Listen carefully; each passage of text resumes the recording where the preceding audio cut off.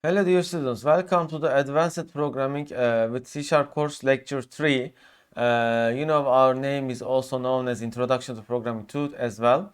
So today we will be doing database operations, be it using C# rather than using the SQL Server Management Studio like we have shown in lecture 2. I am starting with a new project and I will compose a VPF app.NET project, and let's pick our folder. Okay, lecture 3. Okay, database manipulation is one of the most important aspects of programming in the today's world, because almost all of the applications that you are going to develop will use a kind of database. And if you know the syntax of TSQL, which is common in many of the different database systems, relational database systems such as Microsoft SQL Server or SQLite or Oracle or MySQL and such, you won't have hard time to write code for each of them, any of them. Okay, let's also open our SQL management server, because usually I design my database and tables from the SQL Server Management Studio, and then do the operations with my program. So for designing tables, structures, indexes, columns, basically the database, using the SQL Server Management Studio is better. So you see, I can either log in with SA, System Administrator, or Windows Authentication. This is the more common way. So either way works. Let's connect with Windows Authentication. Okay, we had a school database, if you remember, which had students table, and here are records that we have generated the previous lecture. So let's start with adding a button to delete all the records in the students table.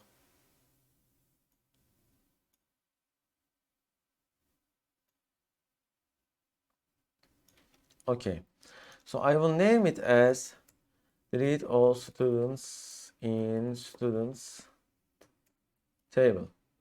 Okay, let's name it as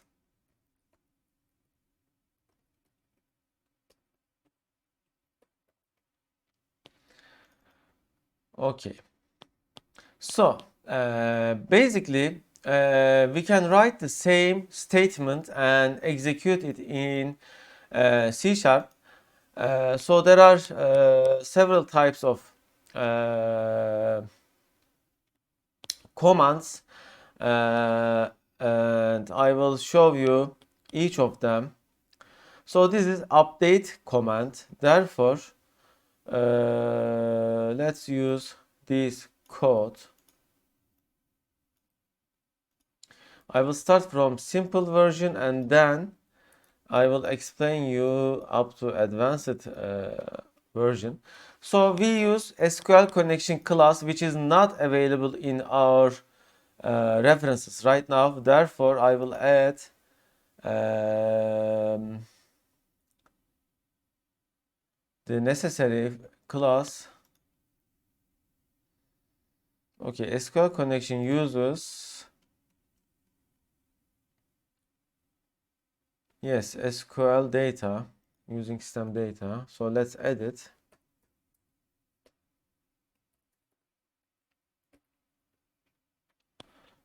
Okay, once I edit it, it is still not available. Okay, looks like I have to install its package because right now I am using .NET Core, therefore it is not available. So find and install with latest version. I will click it. I think it will use NuGet packages. Let's see it.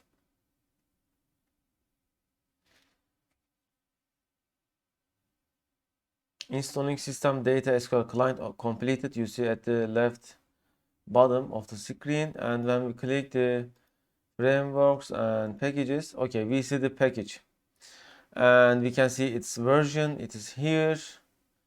I wonder if it is available in the NuGet. Yes, you see from NuGet, it has installed system data SQL client by Microsoft. It has been installed how many times?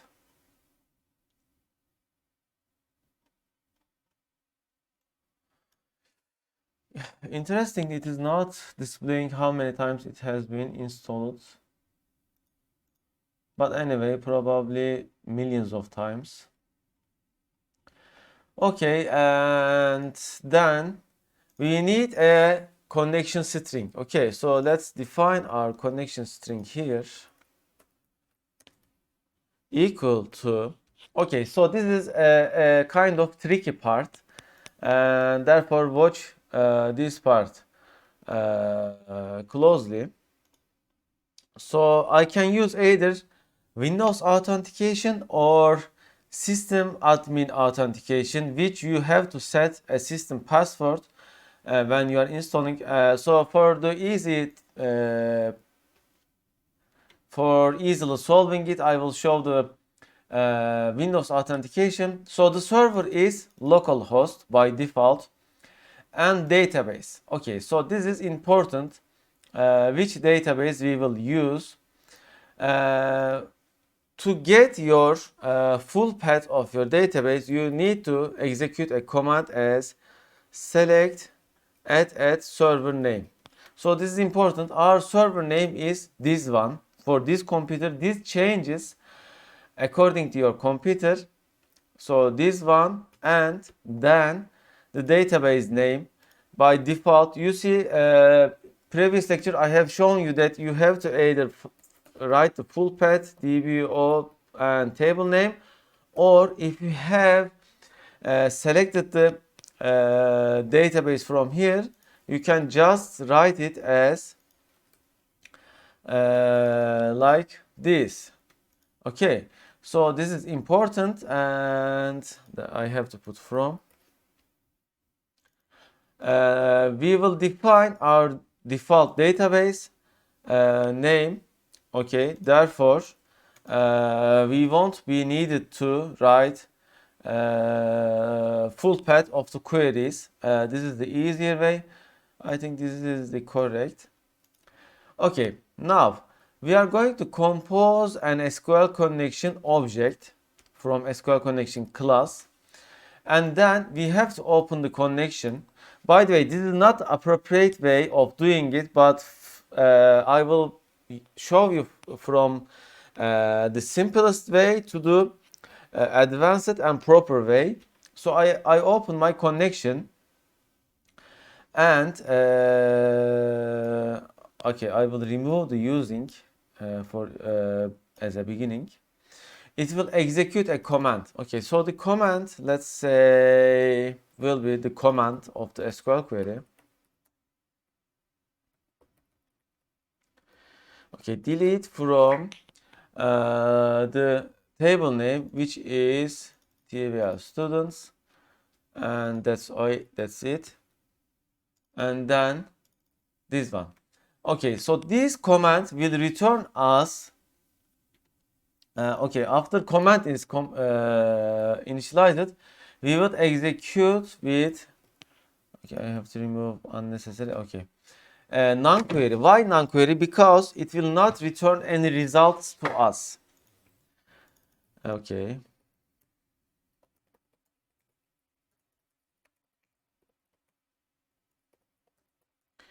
Use it for update, delete, and insert. Okay.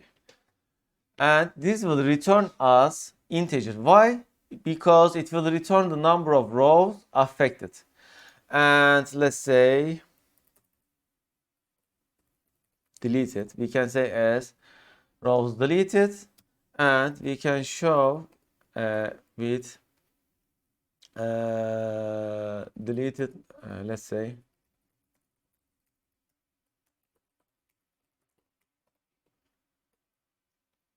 equal to this one, and we can format it by, okay, let's first add our dollar sign.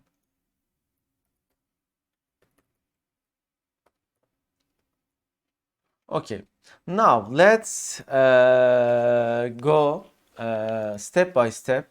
So I have put a breakpoint here. I am running my application.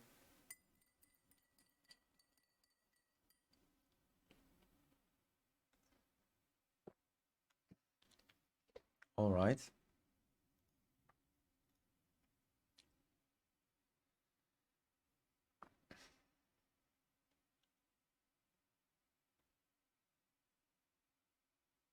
Okay, the application is live. When I click the button, it is starting from here. Step over, step over. Okay, the connection is defined.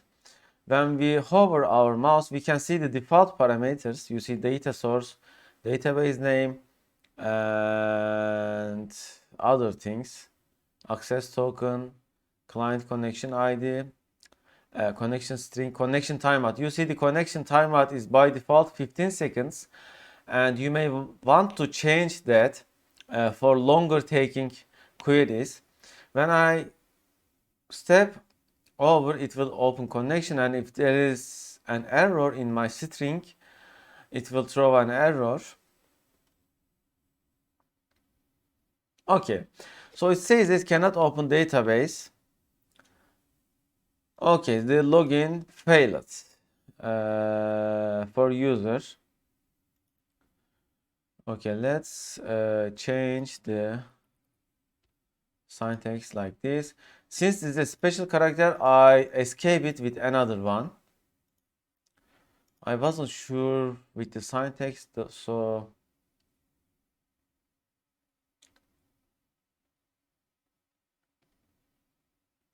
I may be writing the server name incorrectly as well. Let's continue.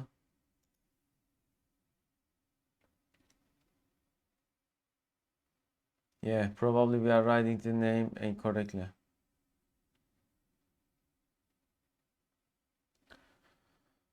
Okay, cannot open database. Okay, yes. Okay, so I think for server we will type like this, and for the database we will type like this. So I'm writing the full path of the server, because when we do a select server name, we get this. Okay, let's try this way. This is integrated security SSPI security, persistent security information, false trusted connection. Yes, these are some default parameters.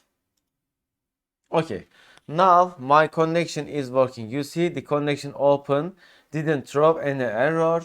Then I define my command with command query and connection object. Okay, then I set the rows deleted. You see it has deleted 73 rows. Then it will show message. Okay, however, there are some big problems in here. I didn't close this connection. So you may think that what error it may cause. Okay, so let me illustrate you to that. If you open connections and do not close them properly, do not dispose them properly, then you have a big problem. What kind of big problem you may have? Let's test it. Test connection leave open. So I will put a void. Okay, I will copy and paste this. By the way, you should never have any copy paste code in your software. Okay, so how am I going to test that? For testing it, let's add another button to illustrate.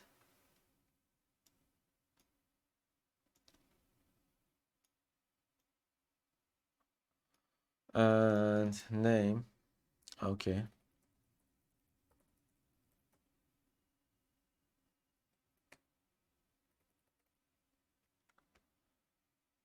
Okay.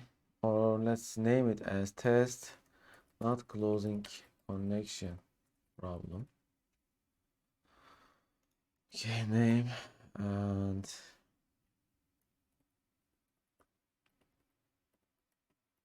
by the way, you see it puts an X here. It doesn't make any difference in practice. So you can ignore it or you can check the internet for what it is. Okay, I will do a for loop and I will make it run whatever.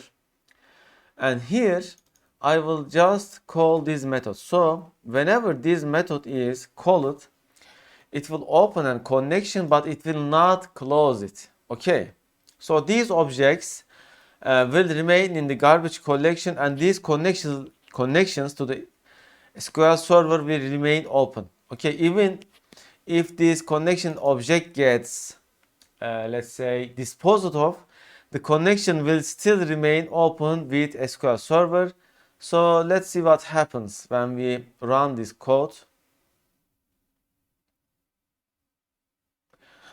In the early versions, it was throwing an error. I think it is not changed.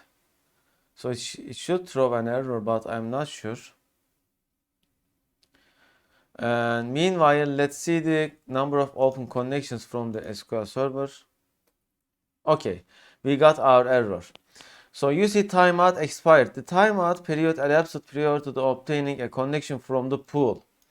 This may have occurred because all pooled connections were in use and max pool size reached. So you see, after a while, you cannot open any more connections. Let's see our loop count where we are. Okay, it doesn't show because it happened inside another method, but I would expect to see it. Okay, anyway. So let's see.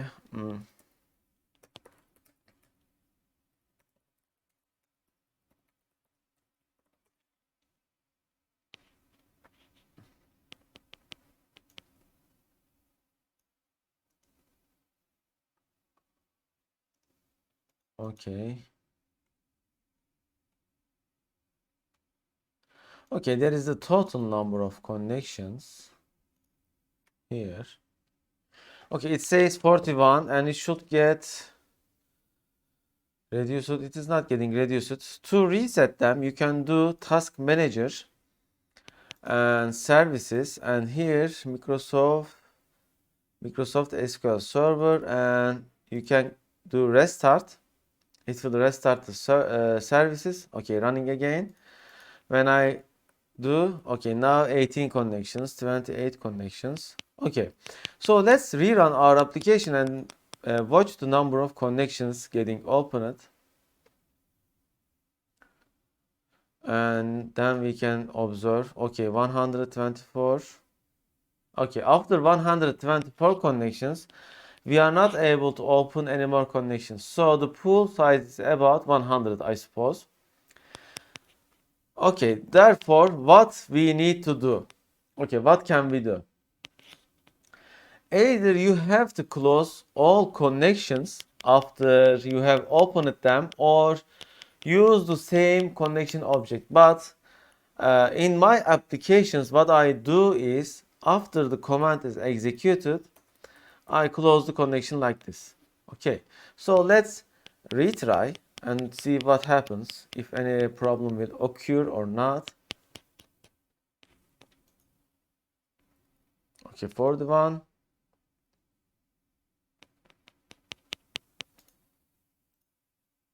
Okay, you see 42, 41, 42, 41. Why? Because it is opening a connection, executing a query, and closing it.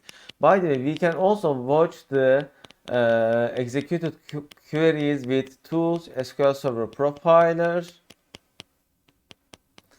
and here Windows Authentication, desktop. Here I will pick tuning, so we can see run, and okay, here the query is getting executed. Okay. Okay. You see delete from by the way, let's pause it for a while. Delete from TBR students. These are the queries that is getting executed. This is the server query, SV reset connection, and delete from students reset connection, because we are opening connections and closing it right now. Okay, so let's close this. Okay, the all 10,000 query has executed. You see 100,000, actually it is even bigger than that. Okay, what I want to do is I will do another test. So we can test okay, something like this. Okay, I will remove this. Okay, test connection open close here, and test single connection. So here what I'm going to do is I will have an instance of an object, connection permanent, for example. Okay, the connection string is defined here, therefore it should work. Okay, this is non-static, and oh, I see, I have to make this static. Okay.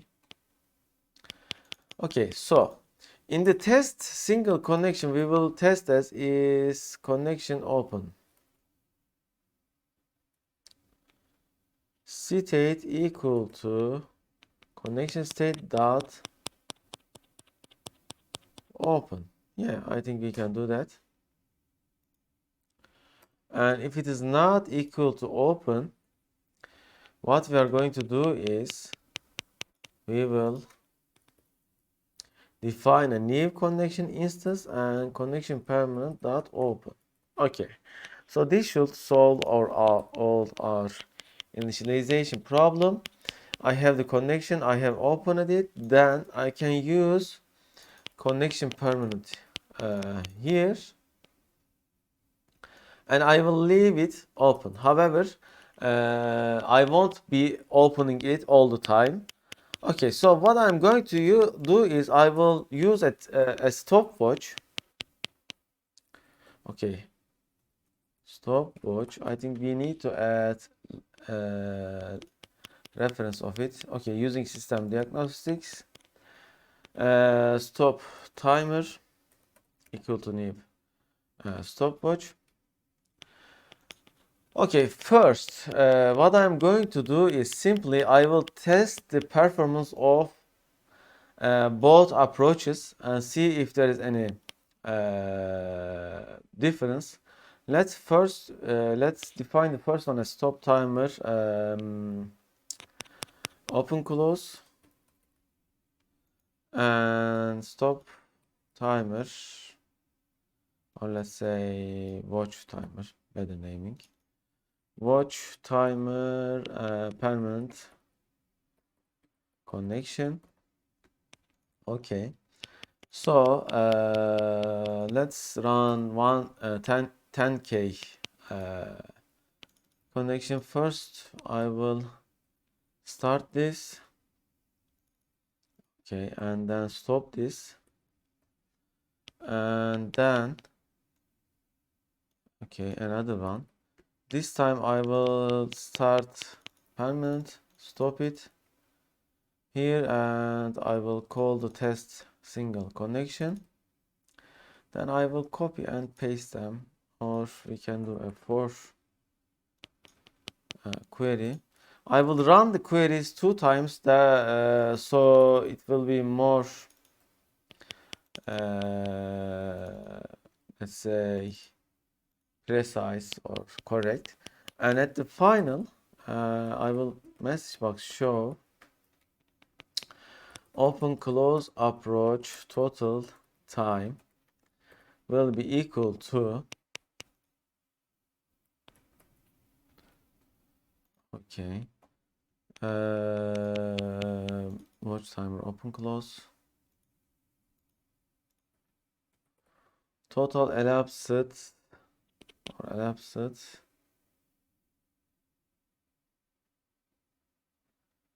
okay, elapsed milliseconds and over 1000, or let's keep it that way, and 0 and milliseconds, or let's say ms, and permanent connection approach total time equal to other one permanent.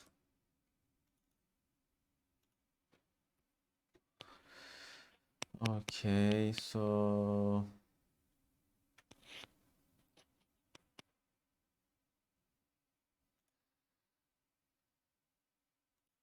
okay, and let's add a new line here like this.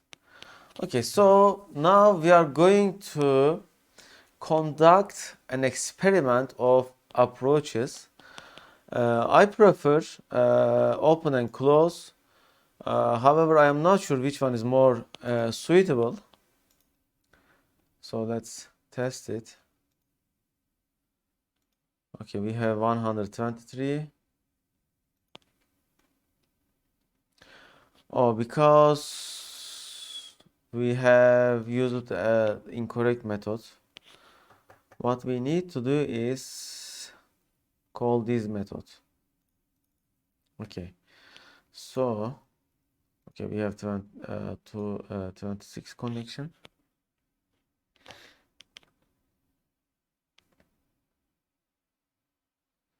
And let's see our CPU usage with which processes. Okay, so let's see. Okay, now it is testing. You see SQL Server is using about 20% of CPU because it's keep executing queries against the database.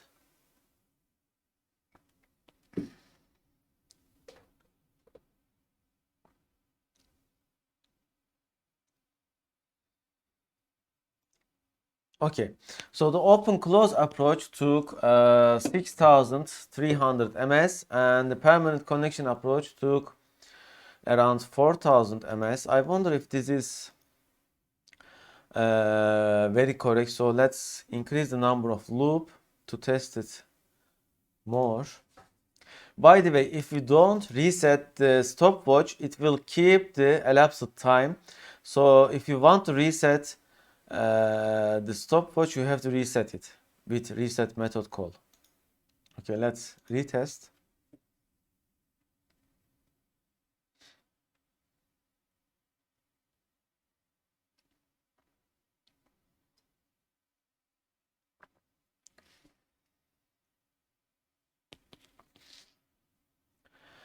If you use this approach, leave one connection per minute, it has a drawback. Why? Because if you are doing a multi-threaded programming, then if multiple threads try to access your connection at the same time, it may cause problems. I am not sure if it is thread safe, so let's check it out.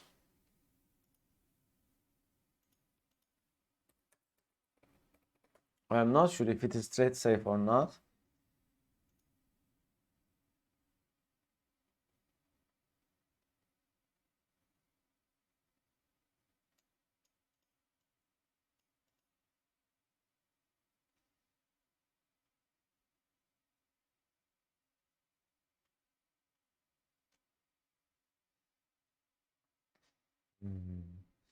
Okay, so they suggest you to open and close it, and therefore use the pooling.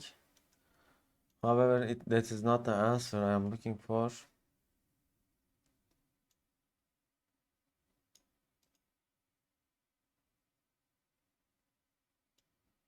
Okay, so The preferred way is opening a connection and closing it each time when you are doing query. That is the answer, so it is probably not that safe. Okay, so you see they have close time. However, opening and closing the connection is preferred method, and they are very close in terms of performance. On the contrary, that's absolutely what you should do. That's the behavior SQL connection was designed for. You should use a using statement to automatically close the connection at the end of the block you're using it for, and the connection pool mechanism will automatically handle the real underlying connections to the database. Okay, so what else we need to do to make our connections proper? Okay, first of all, you have to use using. What does that mean? That means that instead of calling connection close, because if an error happens when you are executing your command, here this will not get called. So the proper way is encapsulating any statement with using if it is supporting that, like this. So what does this means? This means that whatever happens inside here after this block of code is executed, even if it let's say throws an uncaught error, the connection object will be disposed of. Okay. So therefore,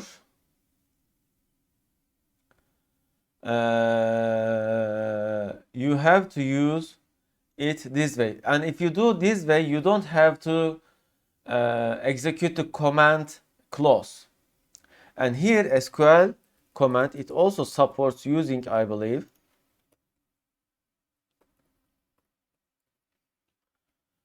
Okay, it and then like this. So whatever inside using statement will be get automatically disposed of after the using statement ends. Okay, so this is the proper way.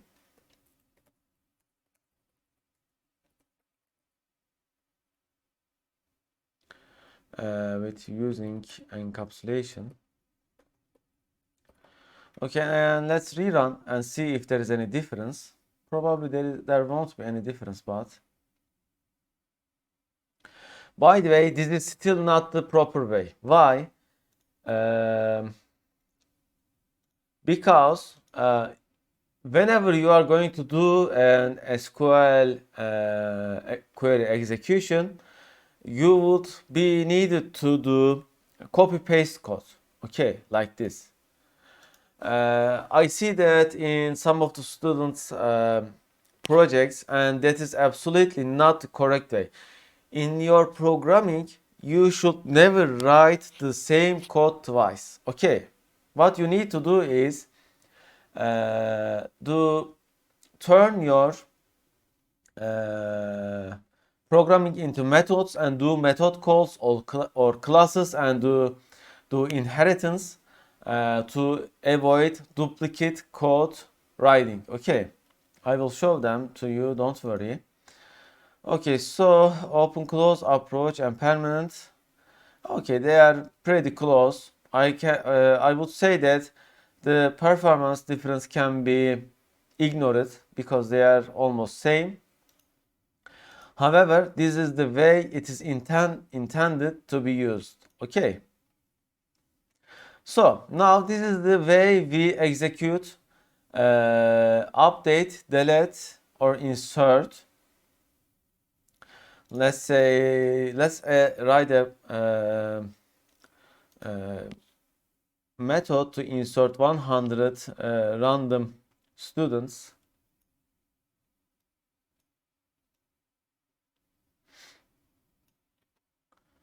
Okay.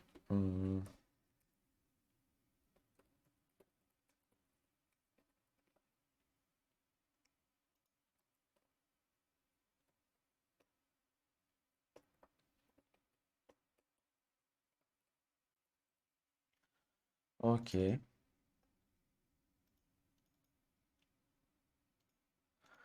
Okay, so for inserting students, what we need to do? It is same. First write our base query as insert into the table name. It is school, as you know. TBS students. By the way, I don't write the query like this. Why?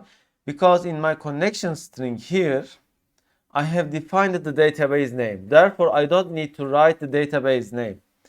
I can just write the table name like this. But with this connection, you can also access different databases with providing full path. Okay.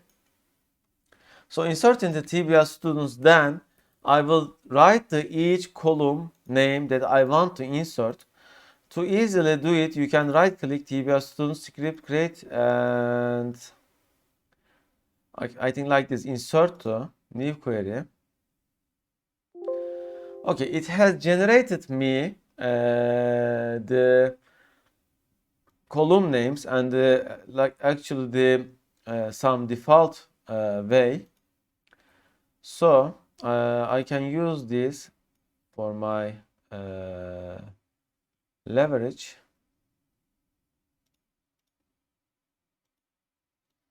Okay, for this to be valid, I need to add character. Okay, now my string supports multi-line, and with dollar value it supports inline object placement. Okay, I will insert student ID, student name, student email, ismail, nickname, and then we will insert values with the first value. So the first value will be student ID. So let's generate a random ID.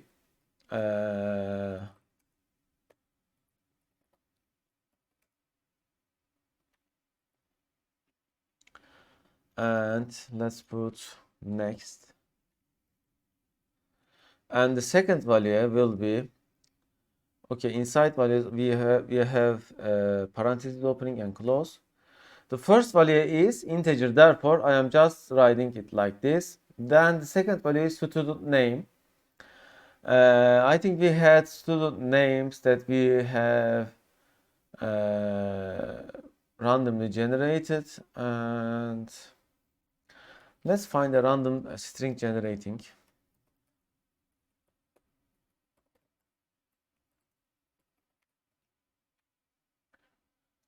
Okay, I will find a ready function. Okay, something like this. Okay, it requires me to define a length, and any length it will generate. So okay, for inserting string, I write string beginning and string ending. This is the format that the SQL takes, and in front of it I put n to support Turkish characters as well. So we can add Turkish characters, something, or any other language specific character that you want. Okay, and here I will call this random string method with length, and I will define the length with my rand. Next, let's say minimum 3 characters and maximum 15 characters. Okay, and then what else I will provide as values? Student email, and same, let's do it something like this. Okay, and let's add Gmail to end of it. Okay, you see the add character right now breaking my code.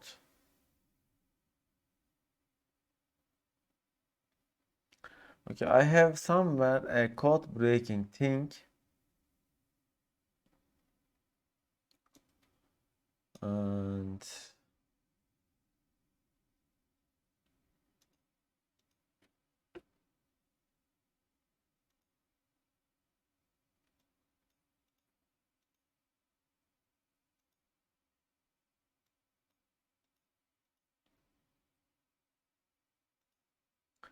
okay, and here, interesting. What is breaking my code? Yeah, here. I need another parentheses and parentheses.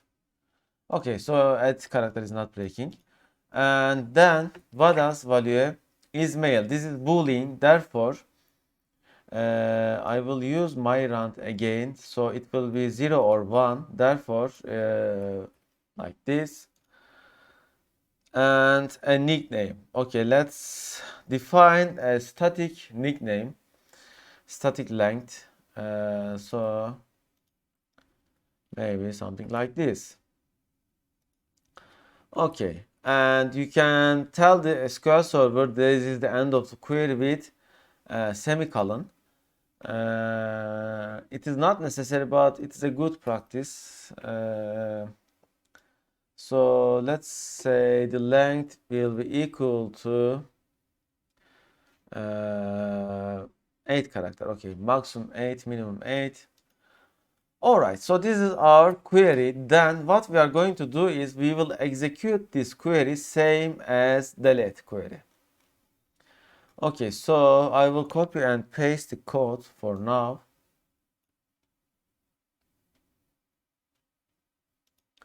Like this. And then the base query here. And number of rows, let's add it here. Like this. And plus equal. Okay, then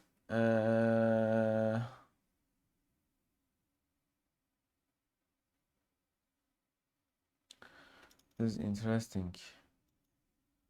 This is by default 0.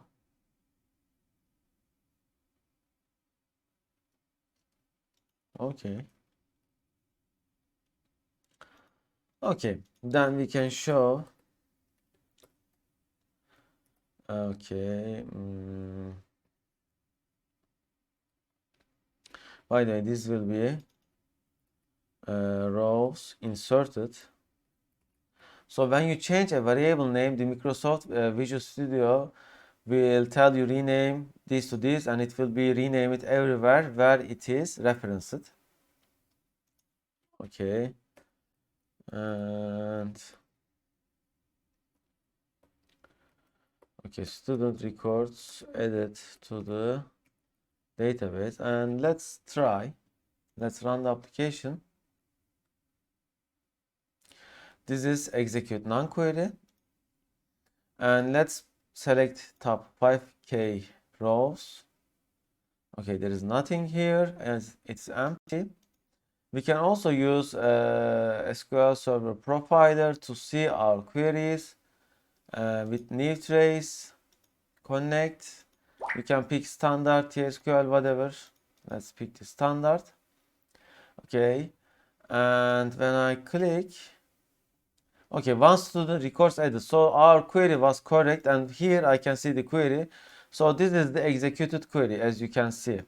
With values, it is including. And when I refresh, okay, I can see our randomly generated data. When I click again, okay, it is also added. I can also see the executed scripts. So it also shows which application has executed the query. I think I can filter this with set as to SQL Server Management, but not from here probably. So this is the query I have executed here. Even this is shown here. So whatever the query executed is displayed here.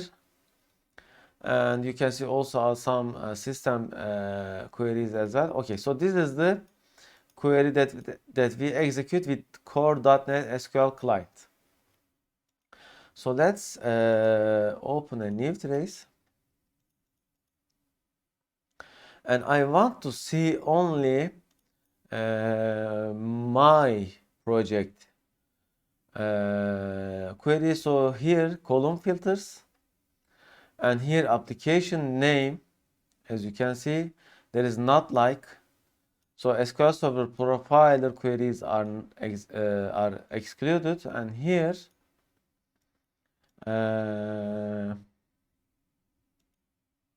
I think I can add not like. Okay, here I click it double.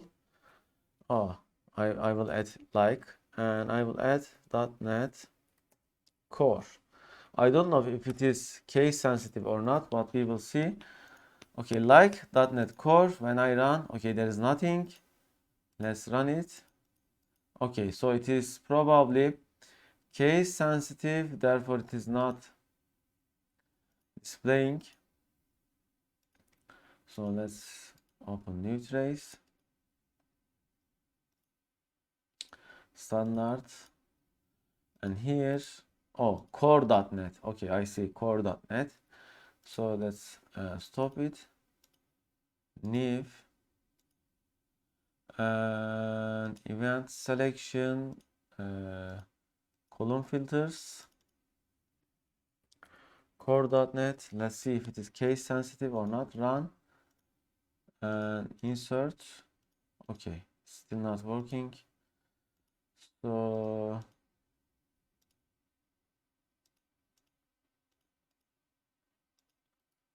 okay, can I copy and paste this? Okay. Yeah, I'm able to copy and paste it. Here I will copy paste exactly as it is. Close this.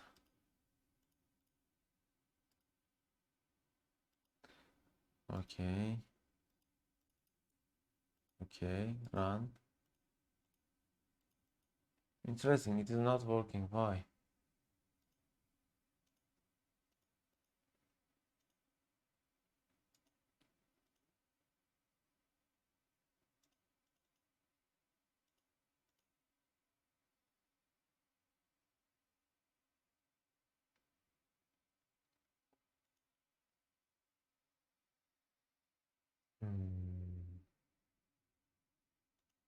Anyway, you can work on this to fix it. I will not spend time with it. And then now we can put this inside a record. Okay, such as this inside a method actually.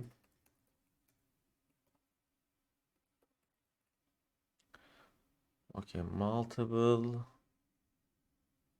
Okay, let's just edit here. Don't need it.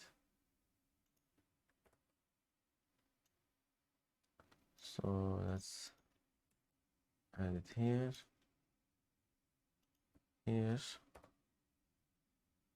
And let's run it like 500 times. So this will generate 500 random records, and let's click here tuning. Okay, when we do tuning, it will automatically filter more of the system queries, I think. And when we run the application,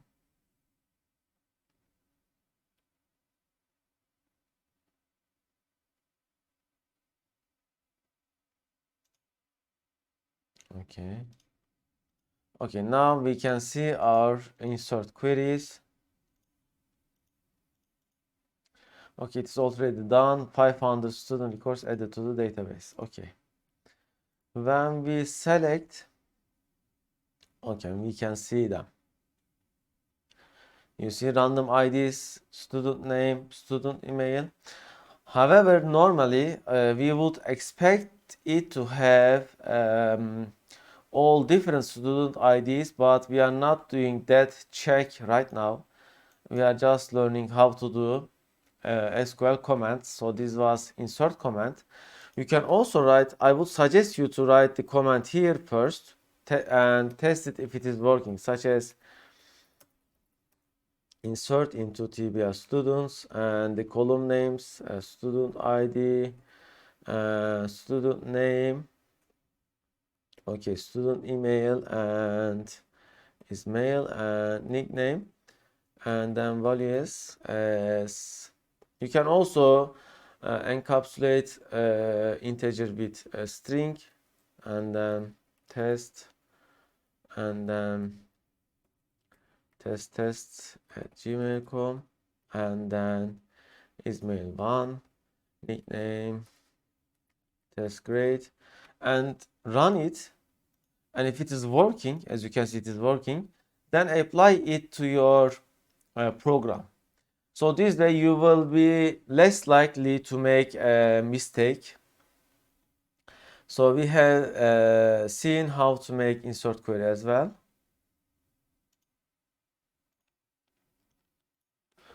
Okay, let's note what we have seen so far and let's note them.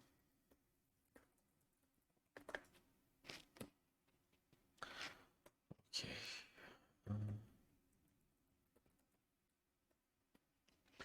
So what we have seen, we have learned how to build a query string of .NET SQL connection.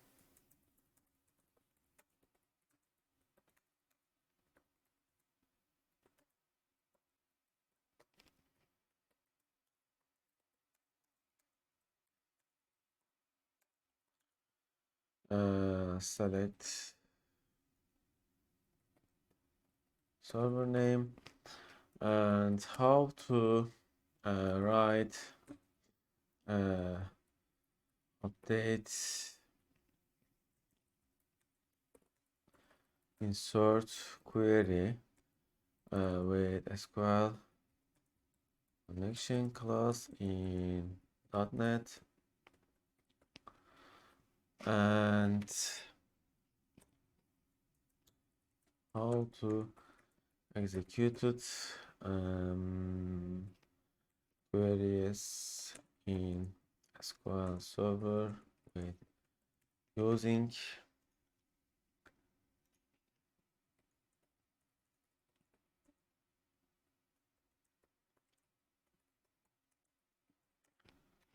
SQL Server Provider trace feature of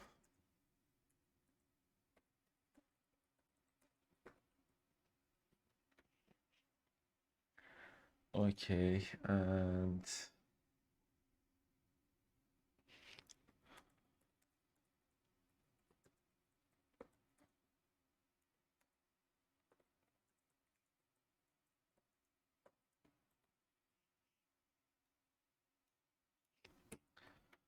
okay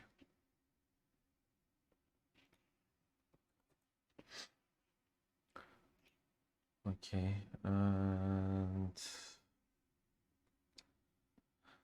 okay so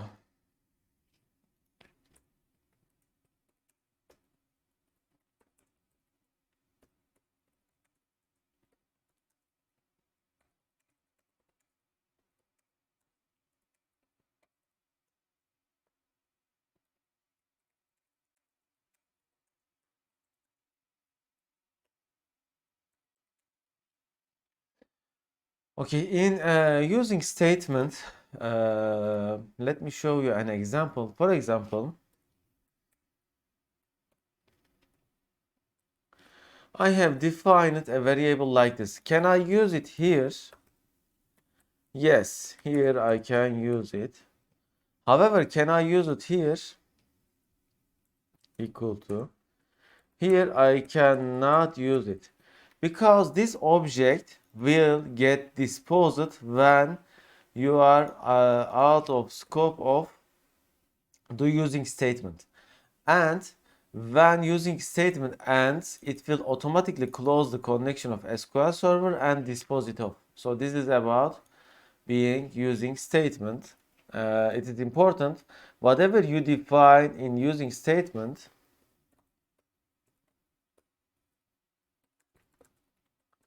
inside the scope of using statement will be immediately disposed of when using statement ends. Okay, this is important. And let's say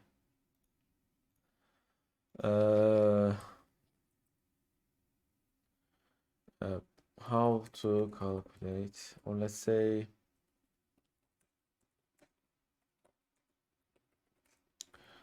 okay, permanent connection usage and SQL Server pooling with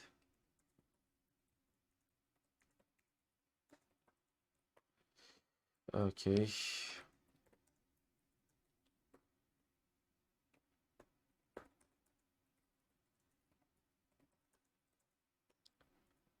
Stopwatch.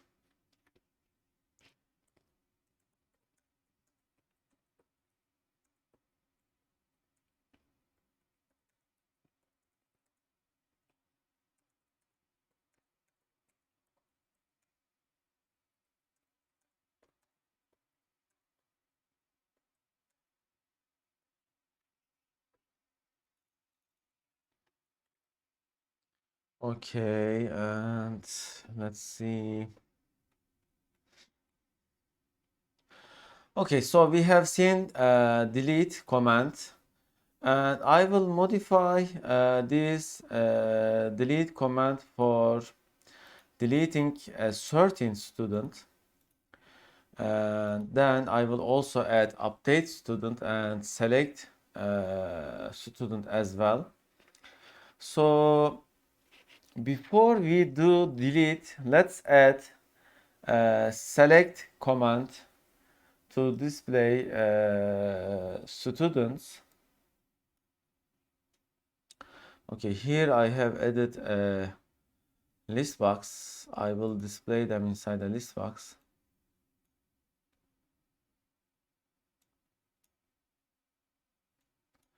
We can also use grid, but let's see the grid later. And here I will add a button to select and list the students.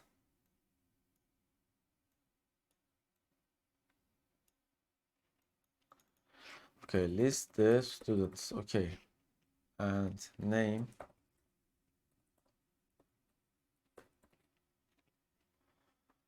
Okay. So what we are going to do is we will select top 100 students from database and add them to our list box. And to do that, I will use the using command, but it will be a little bit different this time. So our base query will be select top 100 and all, so start from TBL students. First, let's check our query whether it is working or not in SQL Server Management Studio. And yes, it is working. By the way, when we select top views, how does it sort it? Currently, it is not sorted with anything, so whenever we run the query, it may change. However, do we have a primary key? No, we don't have a primary key. Therefore, the results may change whenever you do the query, but it is bringing the same results at the moment. And then what we are going to do is this time we will execute command with select, and it has a kind of different syntax. here. Okay. And here, um, instead of SQL command, we will use SQL data adapter. Okay, and it will take also a query, a connection, and it will fill a data set. So what is a data set? Data set means a single table with multiple or single rows. Okay, so this is the data set type. And dset, let's name it as dset. So it will fill the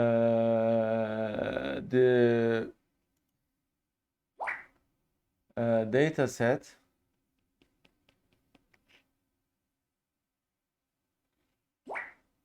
however we have to initialize it to be used, so it will be an empty data set, and then we will return the data set, okay, once it is filled with. So by the way, we don't have a return right now because we are not writing our method for database queries. Okay, so what is this going to do is it will execute this query and fill the dataset with the returned results. Currently, dataset supports only one table. You see, currently there is only one table result. However, if you execute two queries like this, you see there will be two tables. And to support two tables, you have to use data table.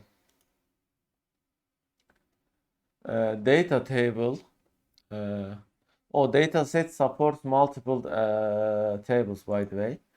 So I think I will write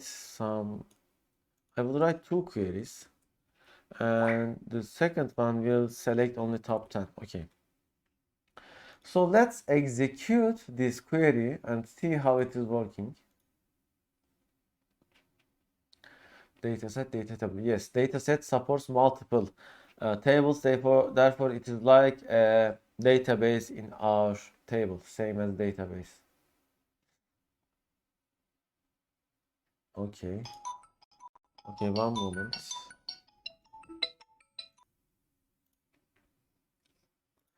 Okay, so let's see our code is working or not. Then we fill it. Okay. When we hover our mouse cursor over the dset object and click the magnifier icon, we can see what's inside it. So you see there is table at the top, and there is table and table 1. So this is table 0, this is table 1, and you see table 0 has 100 records like this, and the table 1 has only 10 records. So this is what is about data set. Now since I have obtained my data set, I can add that to my list box. So I will do a for loop inside dataset tables. And which table? I can iterate tables as well. So let's iterate tables, and inside each table, such as this, I will do a for each dset tables. Okay, and here it will be, each one will be a table. So let's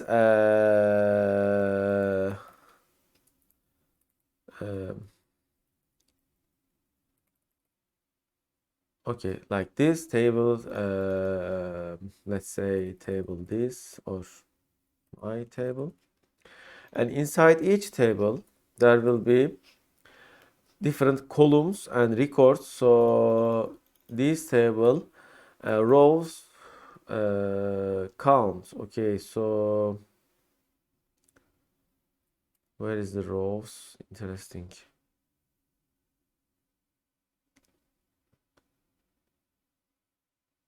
Data table collection dataset tables.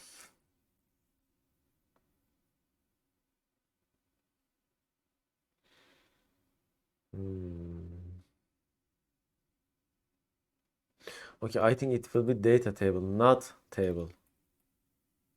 Here. And now rows should appear. Okay, here. And rows count. So for each count. And before beginning, oh, anyway, let's just ignore it. And did we give a name to our list box? Okay, let's give it a name so we can access from code behind. Okay, 1. Okay, items add, and we can add the items like this. So my table rows, let's say student ID equal to my table rows I, and here I can either access it with index or column name, and here student ID is the column name, and then I have to convert it to string. Okay, and then I will access the student name as okay. This will be the first table values, by the way. First table is index 0, and the name will be my table rows and 1, index 1. Okay, I will do different ways of doing this, and here I will continue. This time I will access them like this. These tables and count. Okay, and there will be 2 for. So let's name this as okay, and these tables okay, rows count. By the way, it will be I, not here. And inside these rows, yeah, we will access them like this. So this time let's write only the email as what's the name, student email. Yeah, this time we have to access it as like this, and student email. Okay, what else we can do? And okay, so let's write another for each, and here another for each. This time I will for each the rows inside data table drw, and let's add nickname. Okay, equal to nickname. Okay, you see, I have shown you the different ways to access the results obtained from data table. We can also do something like this inside they set tables and the second table row, something like this, and let's write this time is male. Okay, I think like this. Yeah, you see, I can access the table with index. I can iterate them like this. I can for loop them like this.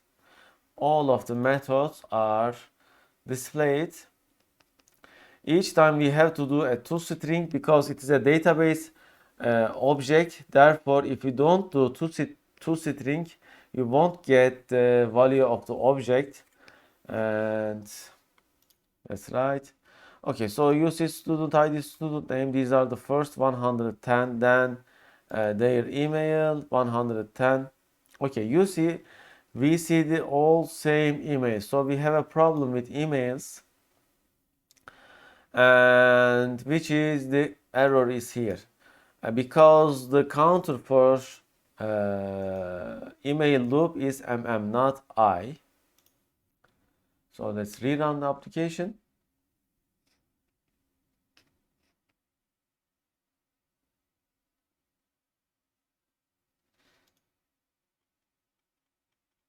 Okay, you see, we can see the email, we can see the nickname, and we can see the Ismail. They are all false. This is weird. So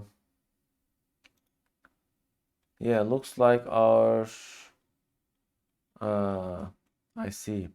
So when we insert the data as with minimum 0 and then the maximum 1, 1 is exclusive, therefore we have to set it as 2. Okay, so let's delete all the records in the database.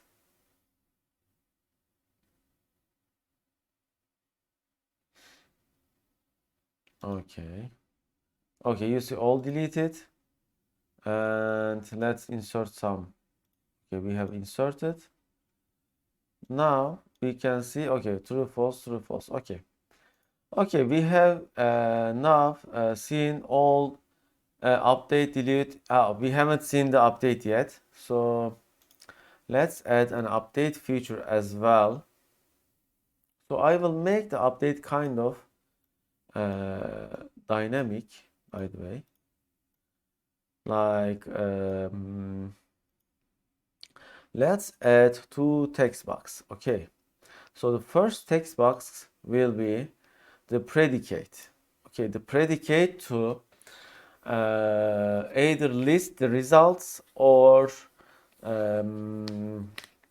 update or delete the record. So let's name this as predicate. Okay, and name txt predicate. Then I will add another text box for a new value. Okay, so this will be txt new value. Okay, and here let's write inside new value, and let's add an update button.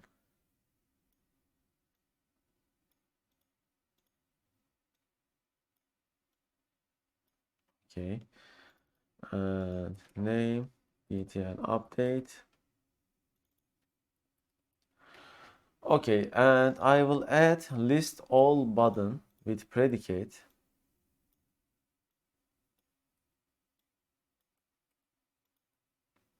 Okay, first do the update, then we can move to the next. Okay, however, for update, I think we also need to set the column name because otherwise we cannot update new value without column. So let's get columns names as well inside a drop box, combo box here. Okay, so this screen is getting crowded, therefore I will add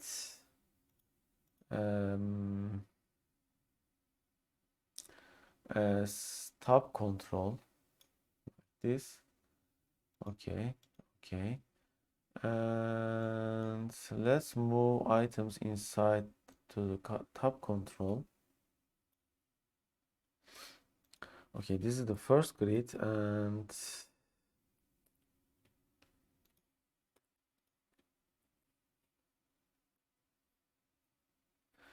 inside the first grid I am putting them like this, and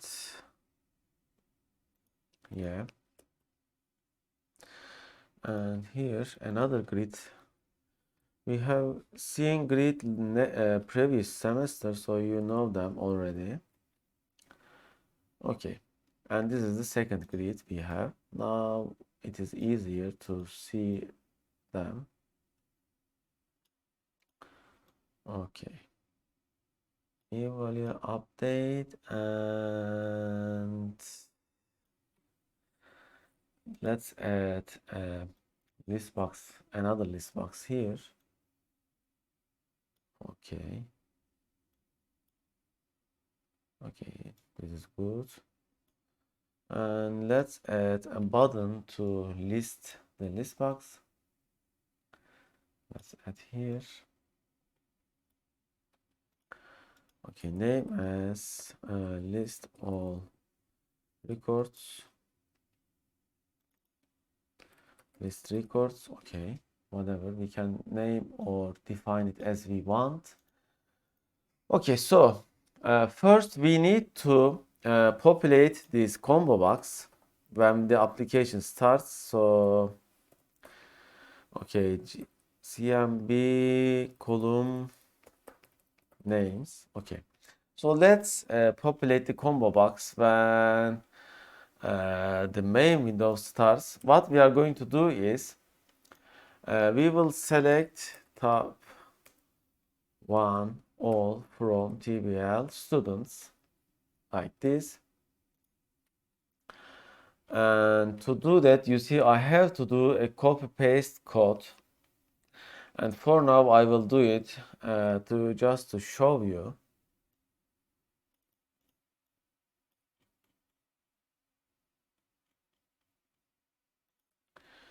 Okay, and let's do it. Okay, okay. Then what we are going to do is for each, I think we can do for, I'm not sure if we can do for each or not. So I will just test and tables and columns. Oh, no, tables. Yes, first tables.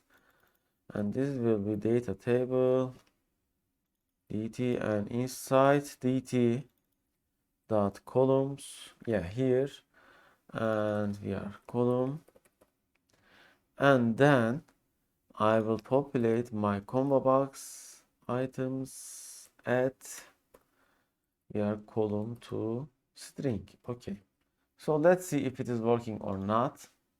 When I run the application, since it is inside my constructor inside main window, it will get populated with the column names of my students table. I click. Okay, they are here. You see my column names. Great. Now I can write my list first. Write our list. Let's say list button. By the way,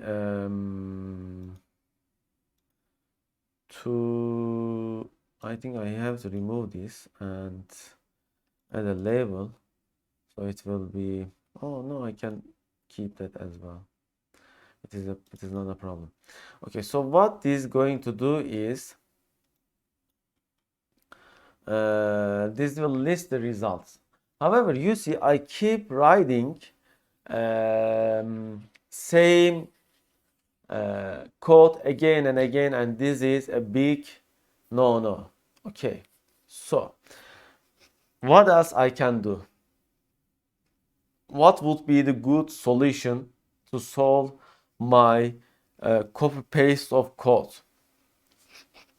I can do add a class, a static class more for my database operations, and I will name it as CS DB connection. Okay,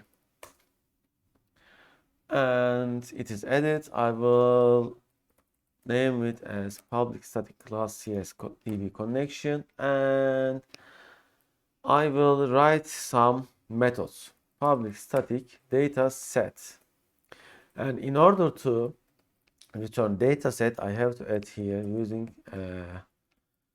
system data, and let's add select data set method, and this will take a string as our query, and this will use my connection string. So I'm going to move this here as public static string, and now it will be broken here, and to be able to use it here, I will add it here as a reference using static and lecture 3 CSDB connection. Once you add a class as static like this, all the defined properties fields here will be directly available. Therefore, you see I don't get any error. Why? Because wherever it is referenced to SR connection string, it is coming from field static string of CSDB connection SR connection string, as you can see. And what this is going to do is it will simply do this. Okay, and return dset. Okay, now we still have some reference issues, libraries. I am adding SQL data, SQL client, and here it will be like this. Now I have written a simple method to do select statements, okay, and it will return a data set. However, if I want to, I don't need that. Something came to my mind, but it is not important. So here I will return a data set, or I can also say var, or let's say DT records equal to, from DB connection I can reference it, or I can directly access the method because I have added CSDB connection as a reference to here, okay, using, and the query will be select all from TBL students. Okay, this will be a base query, and what I am going to do is I will do a for each inside the first table. However, if my query fails, my application would crash, but I am not considering that uncaught errors right now. Okay, here I have a for each in, and then let's make an append like this. So here I will do for each the column name, and I will compose a string sr, let's say record base, and equal to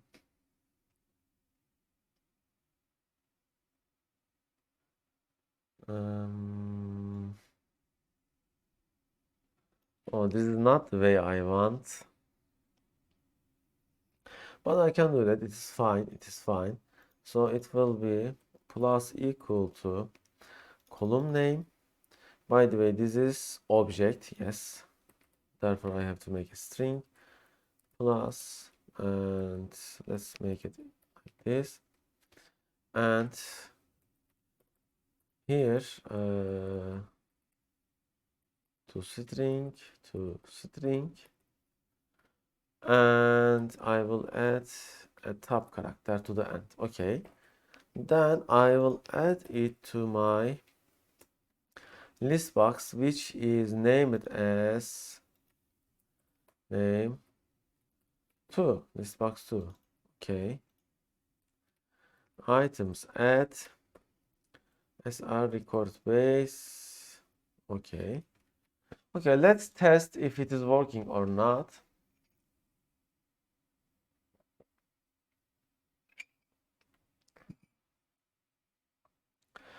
By the way, a string builder would be more appropriate to use because when you do a string concatenation, it is a big operation for computer to do each time it allocates a new string object. However, this is not that big, so we have used a string, but let's use a string builder. That is a better, so we learn the better option. A string builder is coming from system class text sr build new string builder, and here we will use append, and it will append like this, and then yeah, it should work each time because we will initialize a new string to string like this. Okay, let's test it. Initialize new string builder, by the way.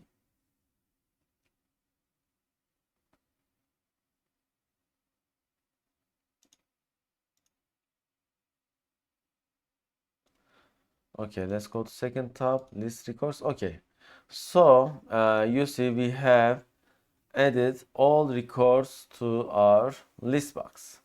Okay, it is working as expected. Now what I'm going to do is I will dynamically use these predicates. So this is our base query.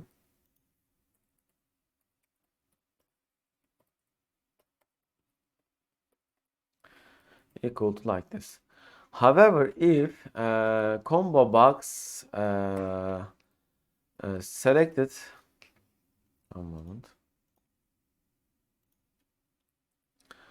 Okay, selected index is bigger than 0, I will modify my query as okay, equal to select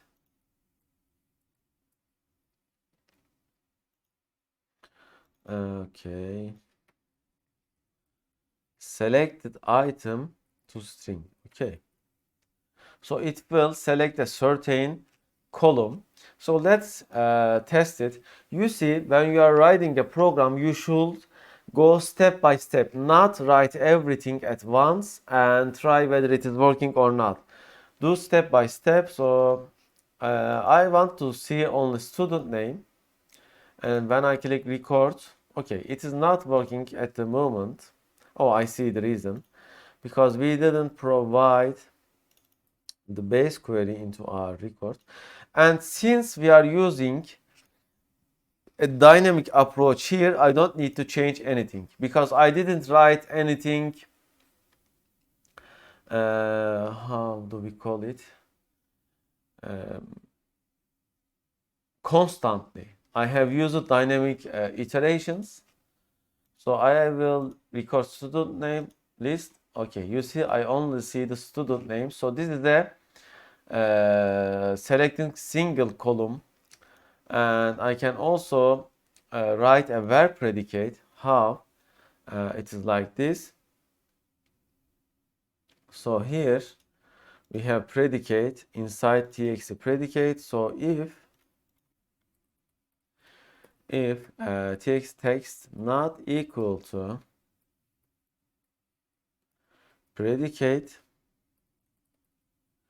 what am I going to do is sr base query is equal to, I will put a empty character here. By the way, if you have multiple empty characters, it is not important, they are ignored. Text, so this will be a predicate. Okay, So let me show you how we are going to use our predicate.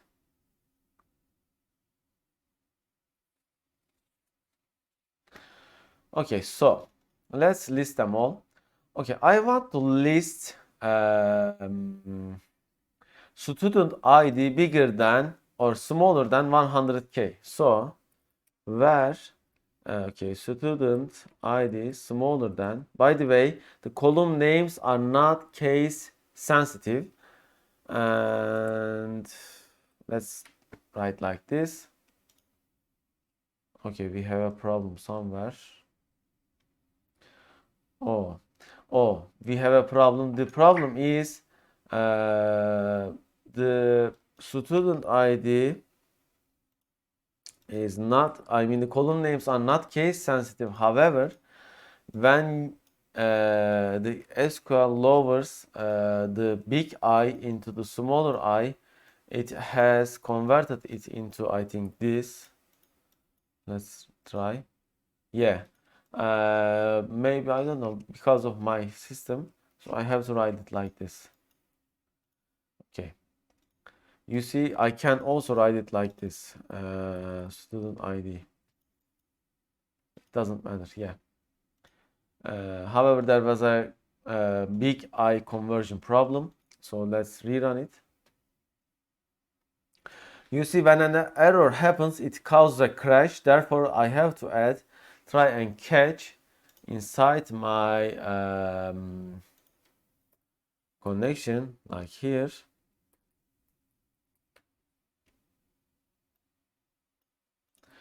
And if an error happens, I can log it here, like this. Log error or exception A. So the application will not crash. Okay. However, it will crash at the other side because we didn't check that where either there is a table or not. So we will see that as well. So I write something like this. This is not valid. And interesting. Okay, this is appended.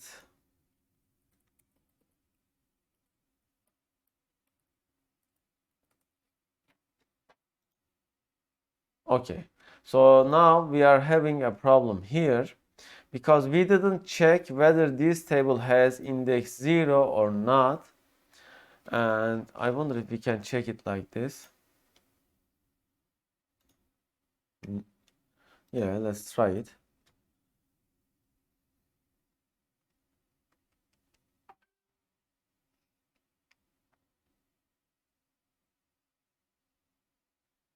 Okay, and where student ID equal to, like this. Okay, so this is not working. I think it was checking the rows. So yeah, there is no easier way. Therefore, I have to add a check to here if count bigger than 0.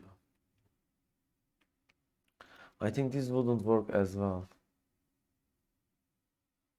because it will try to access index and it will throw an error. Yeah, now it should work.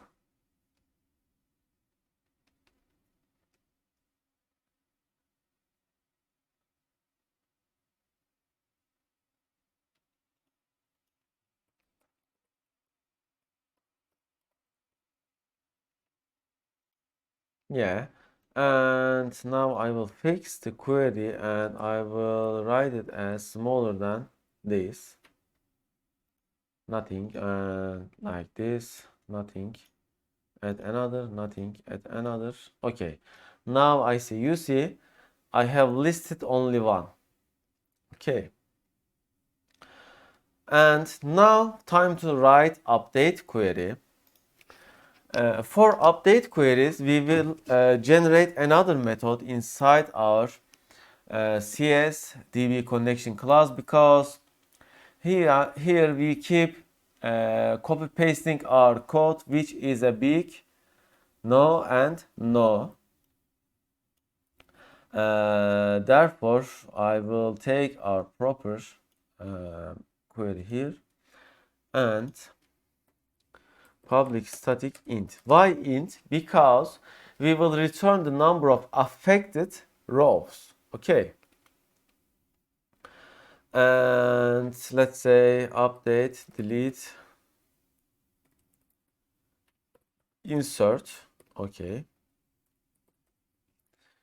And we have command. And we will return this result of this. However, this may also cause an error. Therefore, we have to take it inside try and catch, and here log exception. And now not all the paths are returning, and therefore we will return 0. Okay, and now I can call it, and so I will write update click here. So let's first write our update here. Update TBS student set which column? X column, for example, student ID, like this. Where I also need a where predicate, or it would update entire table. For example, equal to like this. Okay. So this is my base query. Base query.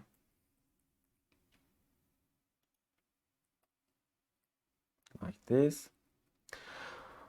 Okay. And now I need at least one parameter, which is the updated column name. Okay, therefore, if combo box column name selected index is smaller than 0, I will return. Else, here, I will use it to string, and then I will append a text to it.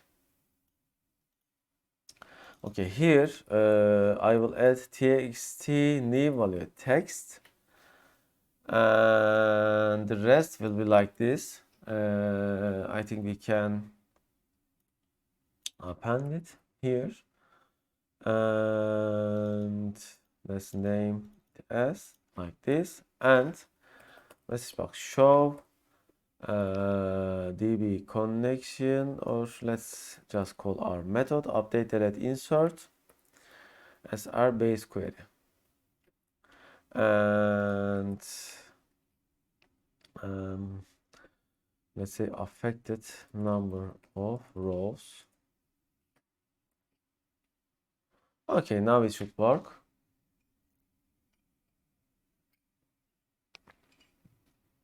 By the way, our text boxes are pretty small right now, so I will expand them, make them bigger.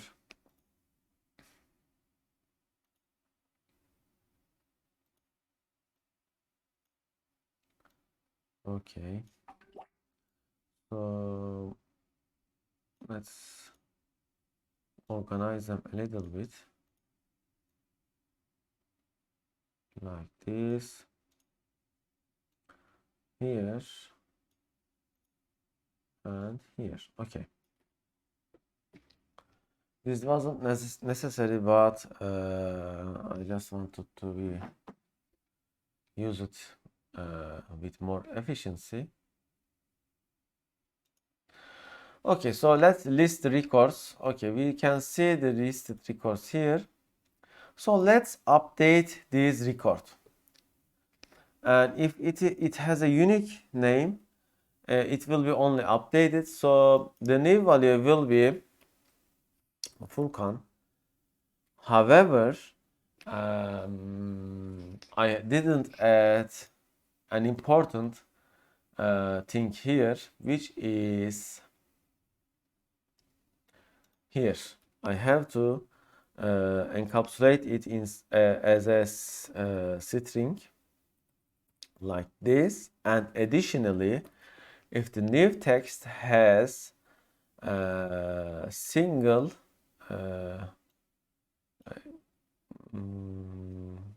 what was the English of that? I can't remember. And like this, because if you're adding this literal into your string in SQL query, you have to replace it with double single quote. Okay, single quote. Okay, now it should work as expected. Okay, let's list records. So I will update this student name. So the new value will be Furkan, and I will write the var predicate as student name equal to ZA3VF. So let's click update and relist. Okay, it didn't return anything to the string. Okay.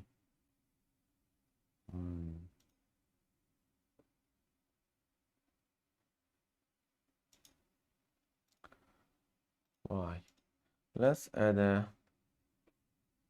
Oh, I know the reason. Because we didn't select which column to be updated. So the column will be updated is student name, and okay, one row affected when we relist. So this is the student ID. Let's note that as well.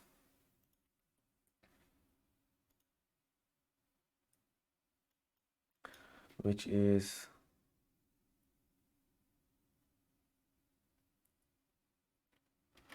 okay, relist. Oh, we didn't clear the older records, so let's change this a bit. Okay. Items clear. Okay. And relist the records.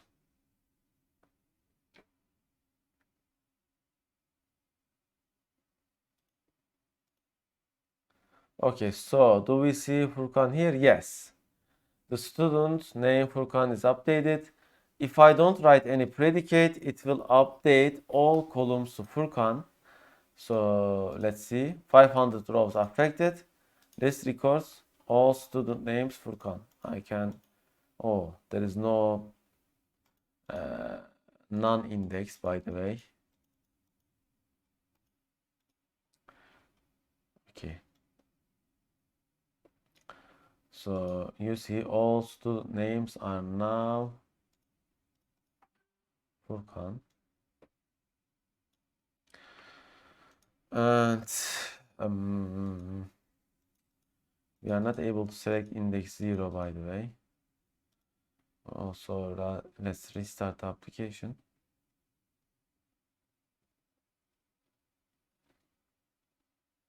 And let's fix that as well, so we can return back to all records. And how are we gonna do that is items at all, and this index 0 will be as something like this. Yeah.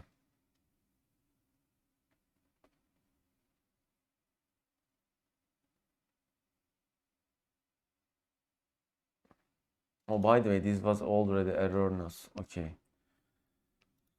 Selected index bigger than 0, and selected index is lesser than 1. Yeah. And by default, I will assign the selected index as equal to 0. Okay, now it should work.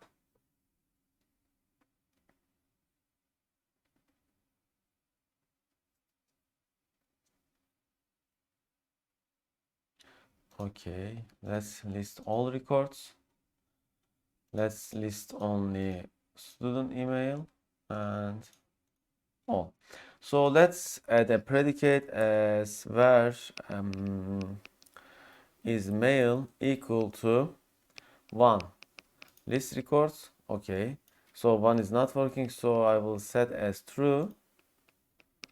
Okay. Oh, I know, because this has to be big. Okay, now it is working. Only true mail. If I do it like this, okay, still working. So both way working. So this is how we do select, update, delete, insert with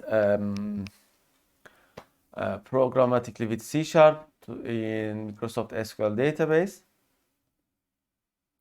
I have composed a connection class, and now I don't have to each time write this. Okay, I will also fix this, and let's fix it as dset is equal to select dataset and SR base query. Now it should work also. You see how much cleaner our code becomes. We could also remove all the duplicate codes we have written here previously, but I won't touch them so you can see them as well. But at home, you can remove these duplicate queries and use our methods we have generated. Okay, it is working. Okay, let's note what we have seen so far. Okay, so we have seen update, delete, insert, and okay.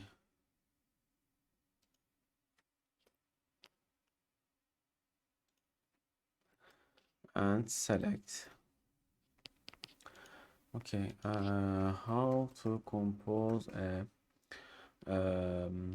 database class to handle database operations efficiently and properly. Okay, and what else?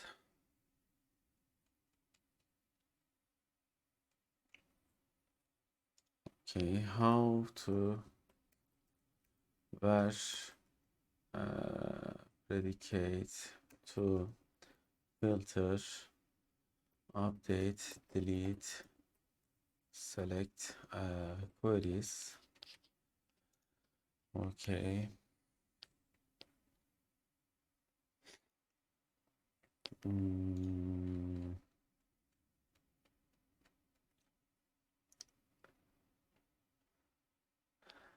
Okay, what if we want to select single row? Currently our method is efficient for that. We know that our method will return on a single row, and currently we are using these methods, or we want to pick only single data table, not multiple data tables in our query, then we can expand our methods. For example, this is a method that I have written myself. Okay.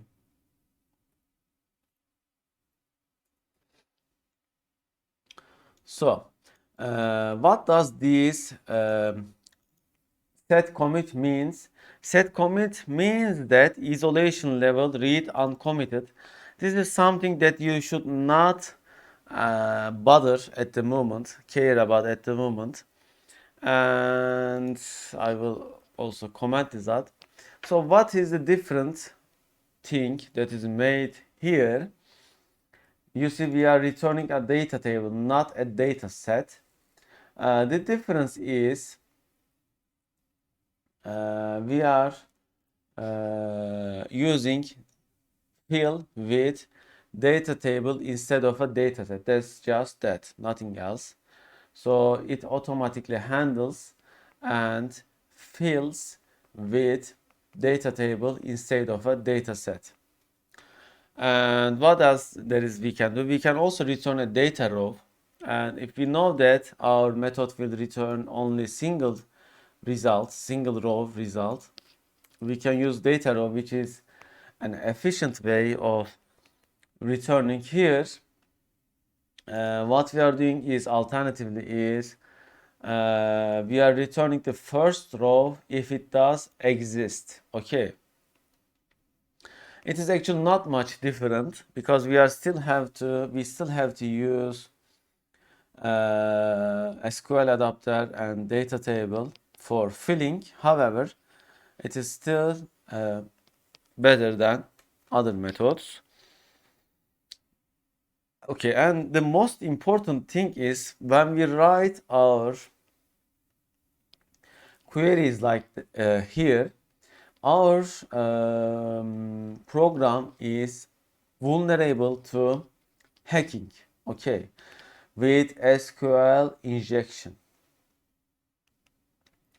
So I don't know if I should show you SQL injection this week or not, but I want you to search for what is SQL injection, and I will show you how to prevent it next week. So I want you to look for what is SQL injection and how to prevent it. Okay, I want you to search this topic, get an idea about it, and hopefully next lecture I will show you how to prevent SQL injection as well.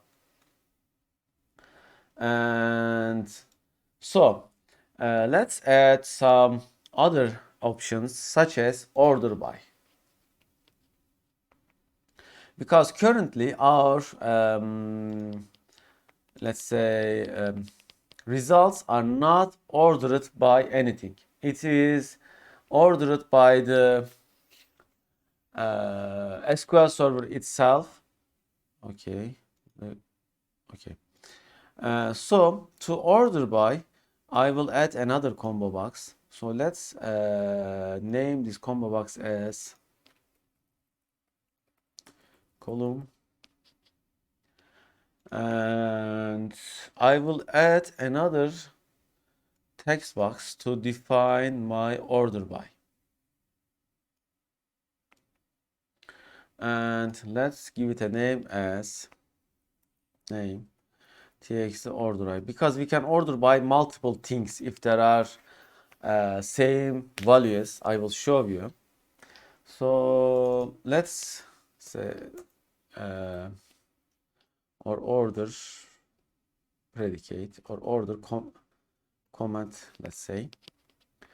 Okay, what I'm going to do is I will add more records to my database with more same IDs and names.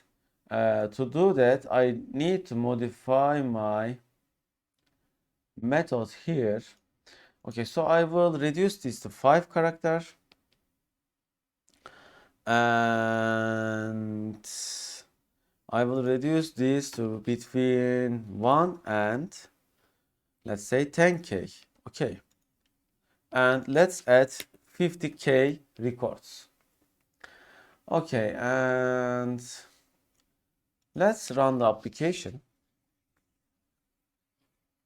Oh, then I will also add order by to my method here, my list method, if txt order is not equal to order comment, I will append it to my query. That's it. Okay, because order by comes at the end of the query. We can also log our executed queries as file. Okay, to use file, I have to append edit to my references, or alternatively, I can write the full path as system IO file and append. All right, all text.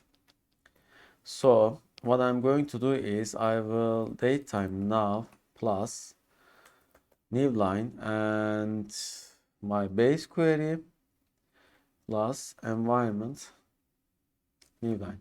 Okay, these are both equal, new line and environment new line, and the file name will be SQL queries.txt. Okay, so now let's delete all records and repopulate our database.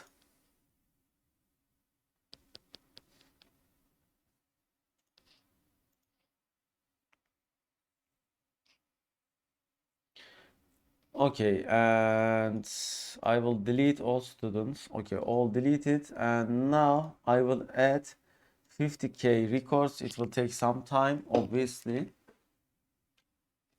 You see both SQL Server and Profiler is working. By the way, we can close Profiler because you see it is showing everything. So it is taking extra CPU. Okay, and I will make another addition. You see, I am not able to see how many records added, and my interface is frozen. I think I will show that next week. So let me add a comment here. Okay, next week show how to prevent UI freezing when adding new records. Also show number of added records. Show how to prevent SQL injection. I'm taking notes. So let's see how many records we have added so far. To get that number quickly, select count and start from TBR students.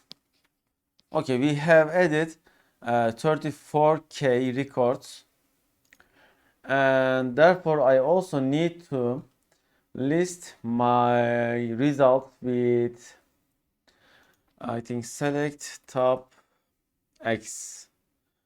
So let's make it as top 500, because otherwise it would be too much data to select and add to this box, which would make our system slower.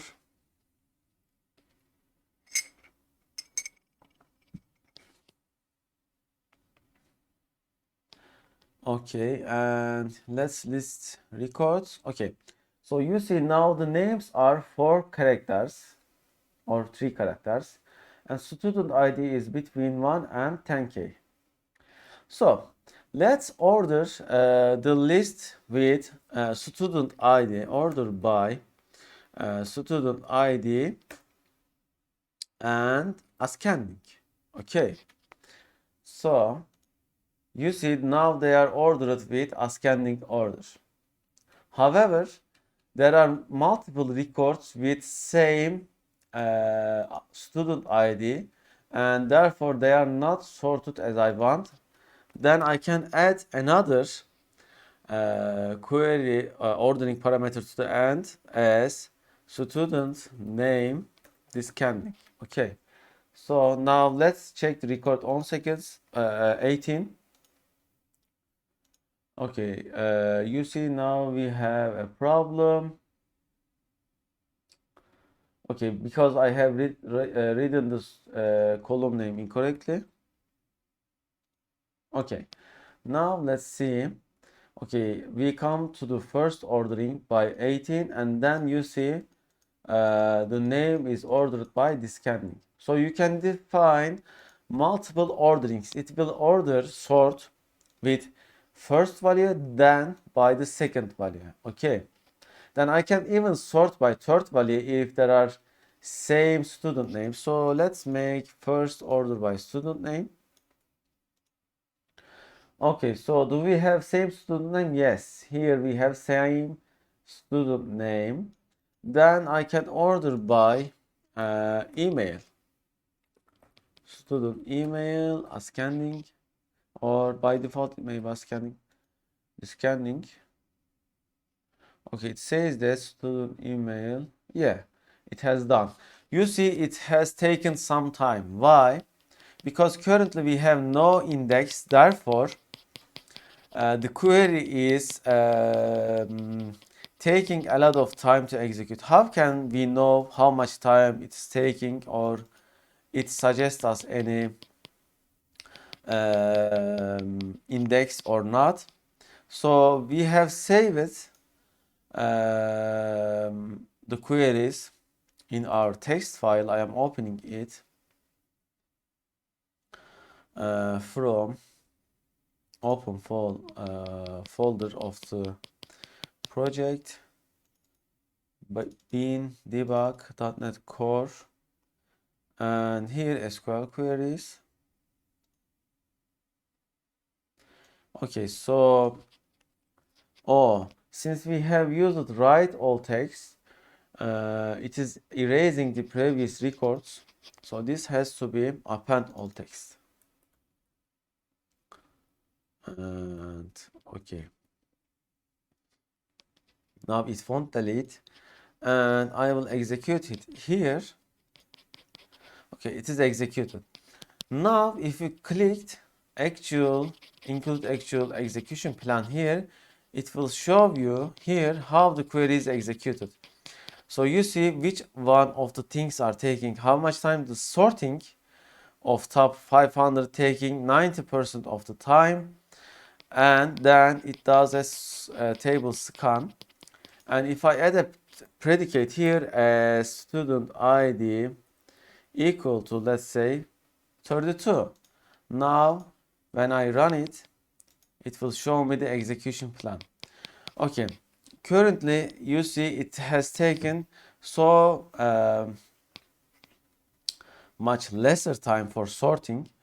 However, this is still not very effective because it doesn't have an index. If we had an index, it would be much faster, but I won't get that right now. Just you should have an idea about how to use here.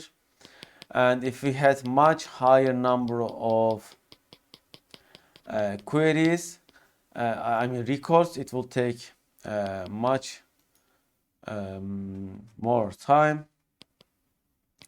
I think maybe I can show indexes, but it is then getting out of our course context, so I won't delve into indexes, I think, but you get the idea.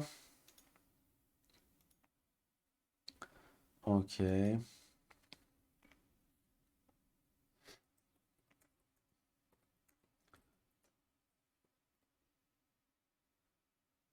Okay.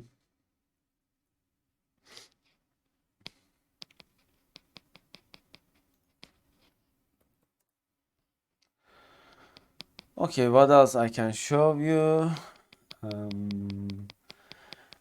If I more get into the SQL queries, then the course context shifts into databases course. Databases course is another course, but I'm teaching you the fundamentals of database as well, and how to do database operations with C# as programmatically.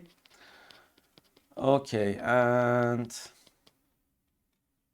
I think for today this is enough. I am hoping that you will understand every part of this lecture, because this lecture is so important that you to understand how to do database operations, how to record data in database, retrieve that record from database with var query, sort query, such as, let's do another var filtering.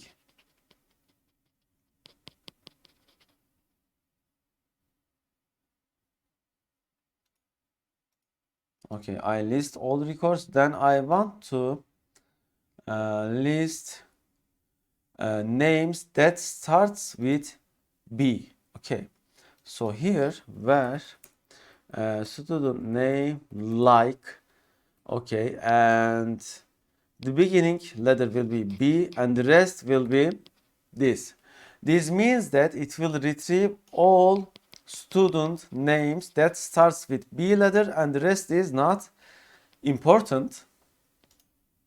Okay, you see all the students are listed with like, and then I can tell the software that it should end with A.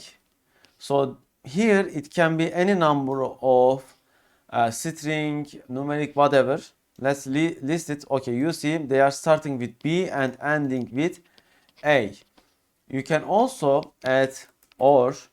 So let's say student name like. This time I will tell it to end with A. Okay, now you see all records ending with A or starting with B and ending with A, B, D, C, E, E. Yeah, I am having a hard time to pronounce letters single by single, but you are understanding the concept. So this is how you write or query or like query. I can also add an and here, and if I add and, let's say I will say that where you don't write the where again, student ID equal to 9944. Okay, so this will list me these many records, and you see it is ending with A and 9944. So this is equal to this actually,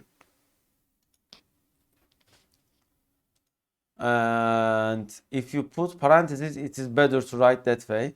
And now our query file should be updated. Okay, you see my all queries are getting logged like this. I can copy them and run them in here and it would work same. And when I click actual execution plan, now it will show me.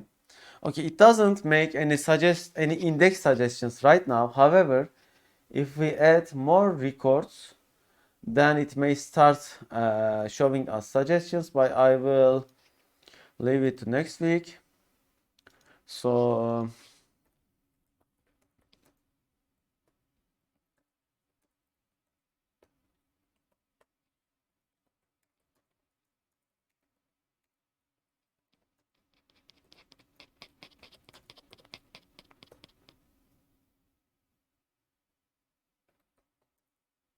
by the way, these where and or keyword can be used in update or delete queries as well.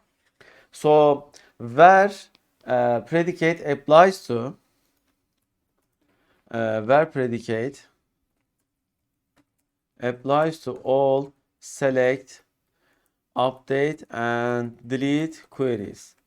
Okay, this is important to understand. Whatever we select, we can do it for update or delete as well. So let's say, let's update student name of all student ID where student ID equal to, by the way, okay, where student ID equal to 5965 or student ID equal to, or let's say in 8907, then comma this and 86. Okay, this should update 3 rows and student name, and the new value will be, let's say, Furkan. Okay, then update. Okay, 9 rows affected. Okay, and then let's sort them by student name or filter with student name Furkan. So student name equal to Furkan and list records. Okay, so this is the listing, and let's select all. Okay, you see the IDs that we have defined in the var clause are here. Okay, so this way you can also delete them. However, we haven't added a delete button here, and you can try to add delete button at home. It is same, instead of update, then you will write delete. Okay, so I will edit next week, but I will leave it to you to do at your home so you will understand the system better. Okay, now the queries are saved here as well, you see. So it's a good thing to keep as a history. And let's update our this lecture's code to our GitHub repository as usual. And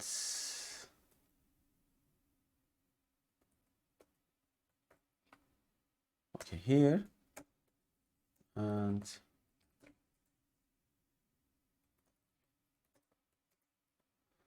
okay, lecture 3 source code.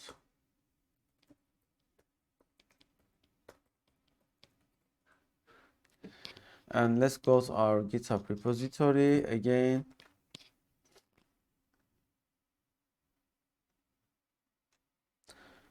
Okay, by the way, I suggest you to watch Introduction to Programming if you are not sure, and Object-Oriented Programming lectures, and Responsive Web Design.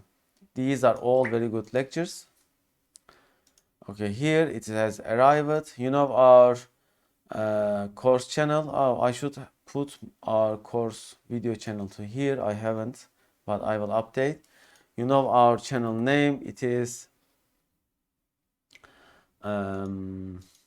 CA Courses.